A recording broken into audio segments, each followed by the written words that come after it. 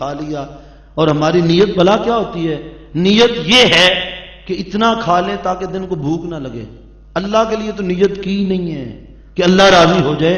ہماری نیت یہ ہے کہ ذرا چائے کا ایک بڑا مگ بھی پی لو تاکہ پیاس نہ لگ جائے. نیت نفس کو راضی کرنے کی ہے، اور جب نفس کو راضی کریں گے پھر تقویٰ کیسے آئے گا؟ روزہ رکھ لیا پھر سارا دن غیبت بھی جاری رہی. روزہ لگ رہا ہے، حضور والا فلم دیکھ رہے ہیں تاکہ روزہ ذرا لگے نا، ذرا وقت گزر جائے. پھر بورا بھی مرچوں میں ڈالا جا رہا ہے، رشوت بھی کھائی جا رہی ہے، کم بھی تولا جا رہا ہے، ذخیرہ اندوزی بھی ہو رہی ہے روزے کی حالت میں. سارا کچھ ہو رہا ہے اور پھر کہتے ہیں جی روزہ رکھا، تقویٰ نہیں ملا. بھی ملے گا کہاں سے؟ آپ نے تقویٰ کے لیے کوئی رستہ چھوڑا ہی نہیں ہے. پھر شام کو جب افطاری کا وقت آیا تو پھر اس روزے نے ہمارے نفس کو اور بڑا کر دیا. پھر دسترخوان سج گیا، پھر آنکھوں میں ہرس آ گئی کہ اب ادھر اتنا کچھ سجا پڑا ہے. جو ہم نے نفس کو صبر سکھانا تھا اس کو تو بے صبری آئی پڑی ہے. اب اس کی نظر ہے کہ جو ملے کھا جاؤں. پھر شام کو اتنا روزہ کھول کے کھا لیا، اب تراویحاں پڑھنے کی ہمت بھی نہیں رہی. تو روزہ ایسے تو تقویٰ نہیں دیتا. آقا تاجدار کائنات صلی اللہ علیہ وآلہ وسلم تراویح پڑھتے، 4 تراویح پڑھنے کے بعد پھر اتنی دیر سکون ہوتا. تراویح ہے بھی تربیحہ سے جس کا معنی راحت ہے. اگر تراویح میں راحت نہیں ملی تو تراویح کیسی؟ ہماری تراویح دوڑ لگی ہے کہ بس آدھے گھنٹے میں مکمل کریں اور پھر جا کے آرام کریں. اور پھر 30 دن روزے بھی ہم نے رکھ لیے مگر وہ تقویٰ کی دولت جس کے لیے ہم نے روزے رکھے تھے وہ نہیں ملے. پھر میرے آقا آخری 10 دن دنیا سے کٹ کے موتقف ہو جاتے. اللہ رب العزت نے فرمایا کہ اے ایمان والو، میں نے تمہارے اوپر روزے فرض کیے گئے اور ایمان میرے مصطفیٰ علیہ الصلوۃ والسلام کی غلامی کا نام ہے. اور فرمایا تمہیں خطاب اس لیے کیا کہ تم نے میرے مصطفیٰ کو مان کے اپنے آپ کو مومن بنا لیا. تو اب تم سے خطاب کرتا ہوں.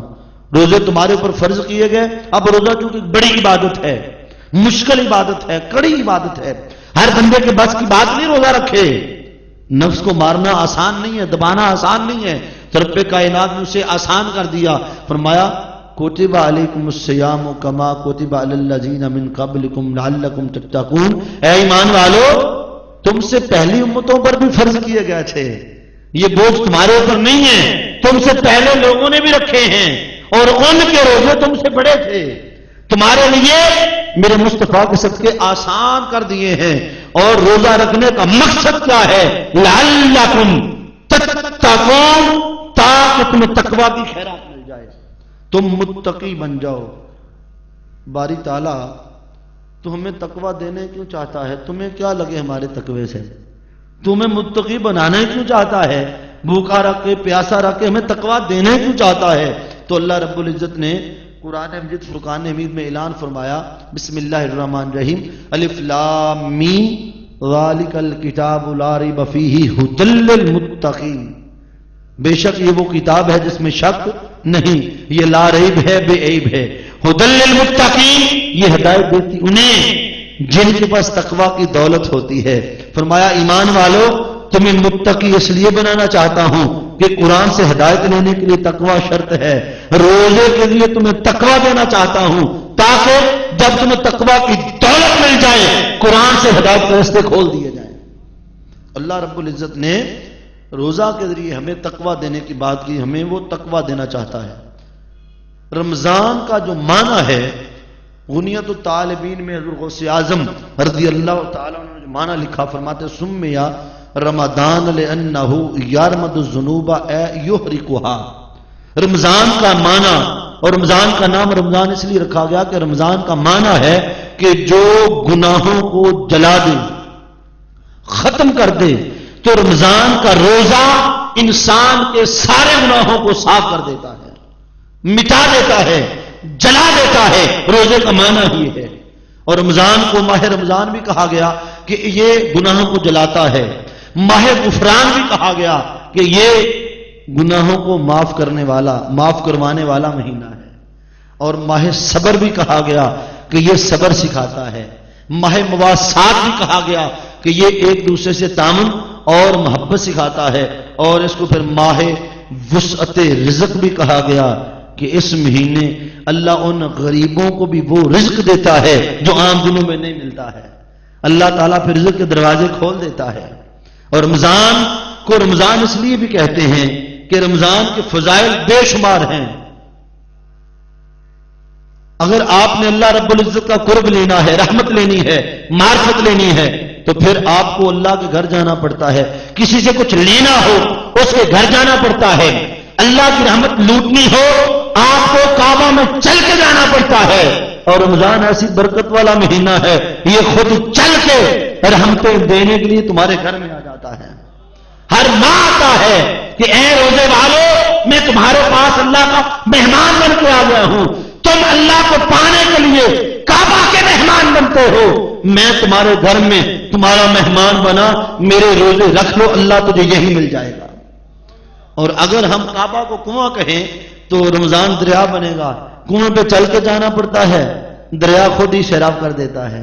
اور اگر کعبہ کو دریا کہیں گے تو پھر رمضان بارش بن جائے گا کہ دریا سے پانی لانا پڑتا ہے، بارش خود ہی برس جاتی ہے. اس مہینے میں تو برکتیں ہی برکتیں ہیں. اور جتنے بھی ماہ ہیں 12 کے 12 مہینے، کسی ایک مہینے کا ذکر قرآن میں نہیں آیا نام لے کر. رمضان کا ذکر آیا نام لے کر. اور ہر مہینے کے خاص دن ہے عبادت کے لیے. محرم آ جائے تو یوم عاشور کی رات آپ عبادت کرتے ہیں.